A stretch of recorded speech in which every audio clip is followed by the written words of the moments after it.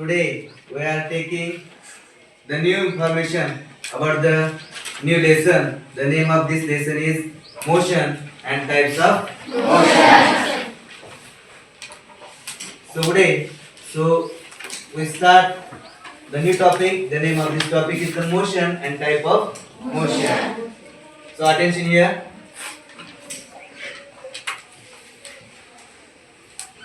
Motion गती. मोशनलाच मराठीमध्ये काय म्हणणार? गती. टाइप्स म्हणजेच काय? प्रकार. आणि टाइप्स ऑफ मोशन. ऑफ म्हणजे चाचीचे आणि मोशन म्हणजेच काय? गती. म्हणजे पाठाचं नाव काय झालं? गती आणि गतीचे प्रकार. Motion and types of motion. गती आणि गतीचे प्रकार. त्याच्यामध्ये 2 मिनिटं टेक्स्ट बुक ओपन होते. त्यामध्ये सगळ्यात सुरुवातीला आपण मोशन कशाला म्हणायचं ते पाहूया आणि त्याच्यानंतर त्याचे टाइप्स पाहूया.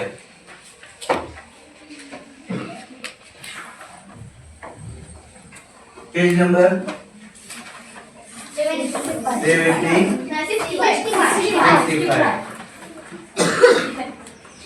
Page number 65.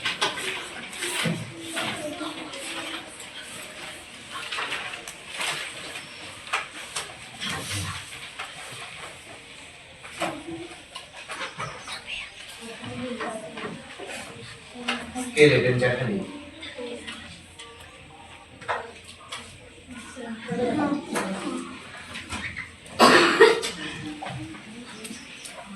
Motion and types of motion.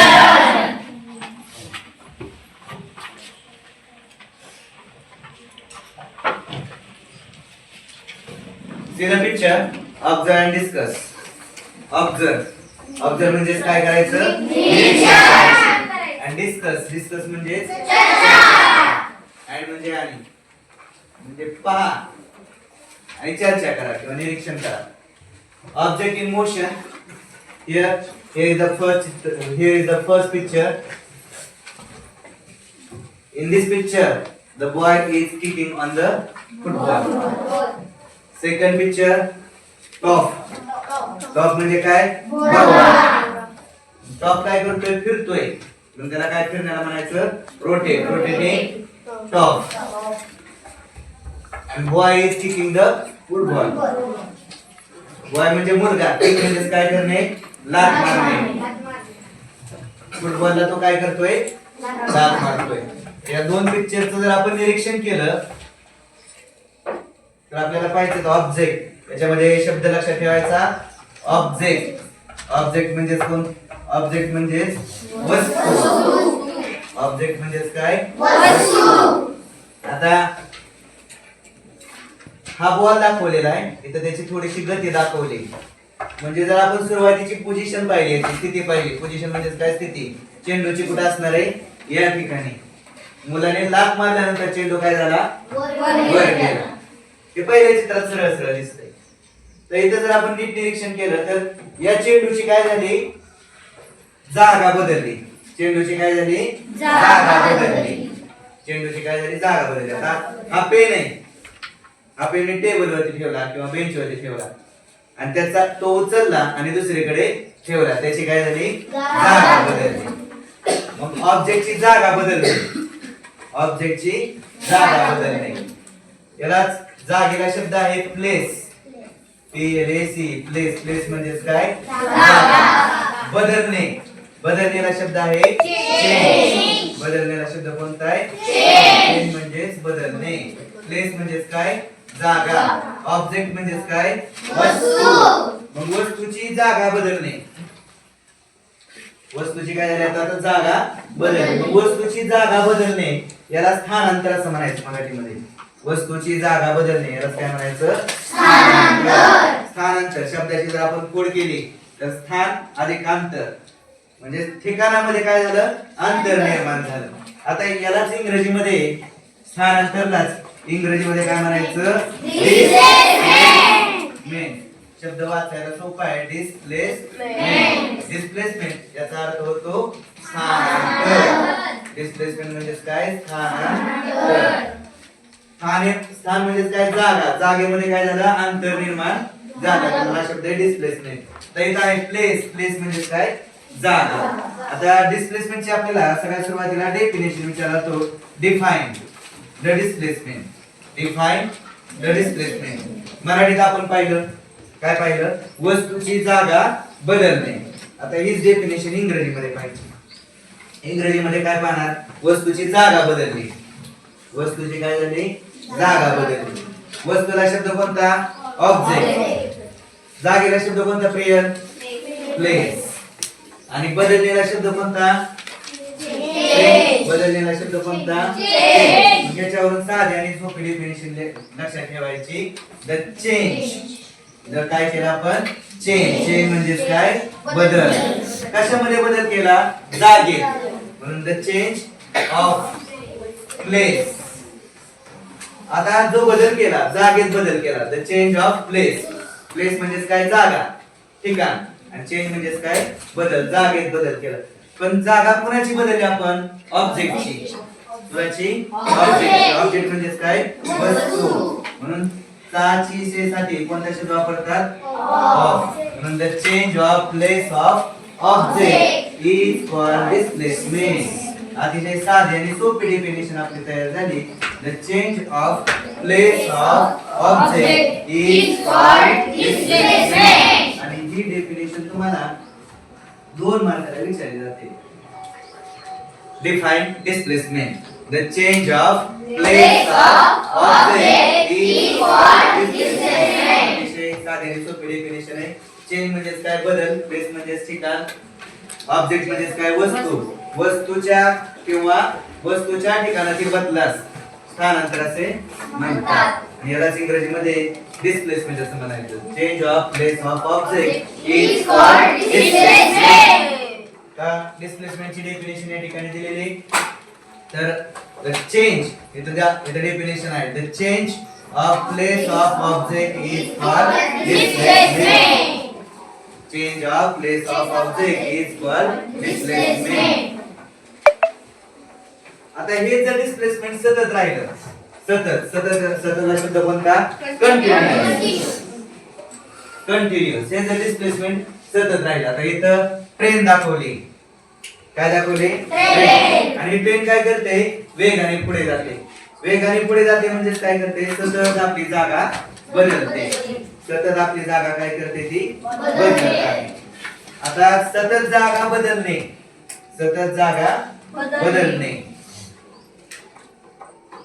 सततला शब्द कोणता येणार कंटिन्यूअस. कंटिन्यूअस सतत जागा बदलणे यालाच मराठीमध्ये गती असं म्हणायचं. काय म्हणायचं गती. आणि हेच आपल्या पाठाचं नाव आहे.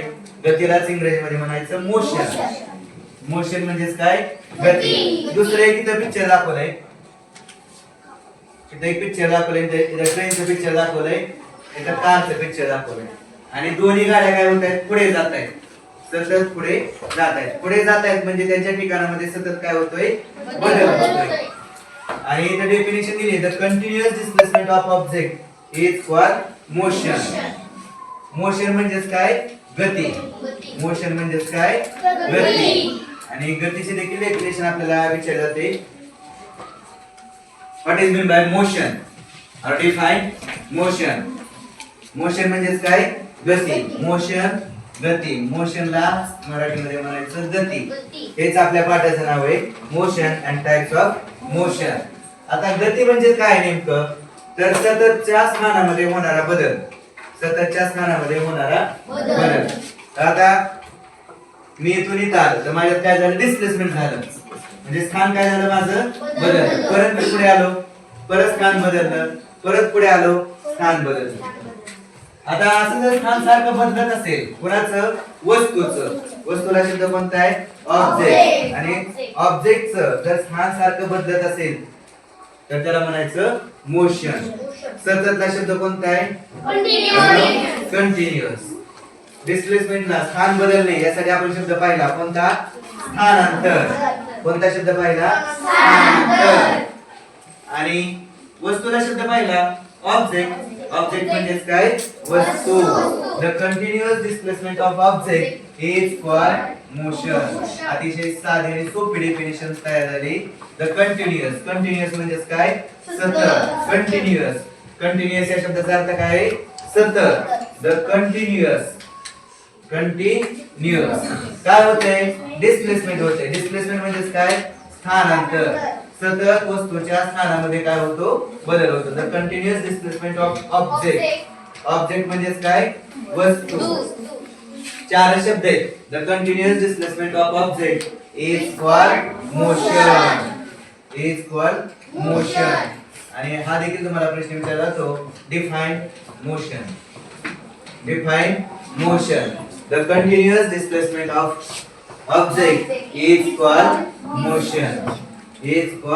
मोशन सततच्या स्थान बदलास गती असे म्हणतात मराठीमध्ये कंटिन्युअस म्हणजे काय सतत डिस्प्लेसमेंट म्हणजे काय स्थानातील बदल ऑब्जेक्ट म्हणजे काय वस्तूच्या सततच्या स्थान बदलास गती असे म्हणतात मराठीमध्ये आणि इंग्रजीमध्ये काय the continuous displacement of object is called motion आता दोन डेफिनेशन आपण पाहिल्या त्याच्यामध्ये पहिली डेफिनेशन पाहिली displacement the change of place of object is called displacement लक्षामध्ये the change of place of object is called displacement आणि दुसरी डेफिनेशन पाहिली मोशन स्टँड अप मोशन म्हणजे गती read the definition of motion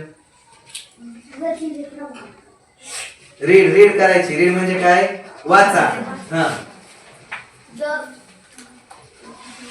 The continuation displacement of object is called motion.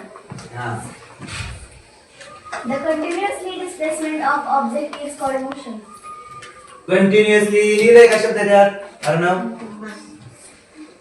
Say the definition of motion The continuous displacement of an object is called motion. Very good continuous सोपा आहे continuous the continuous displacement of object is called motion दोन definition समजल्या पहिली displacement म्हणजे काय स्थानांतर म्हणजे काय वस्तूच्या जागेतील बदल the change of place of object is called displacement आणि दुसरी पहिली गती म्हणजे काय motion the continuous displacement of object is called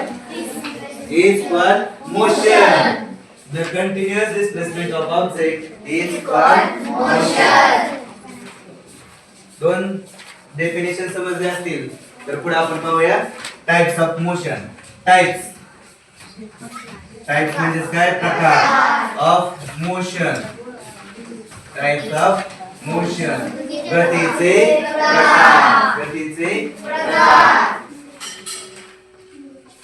प्रकार first type of motion is the linear motion linear याच्यामध्ये पहिला शब्द आहे लाईन म्हणजे काय रेषा म्हणून लिनियर मोशनला मराठीमध्ये म्हणायचं रेषीय गती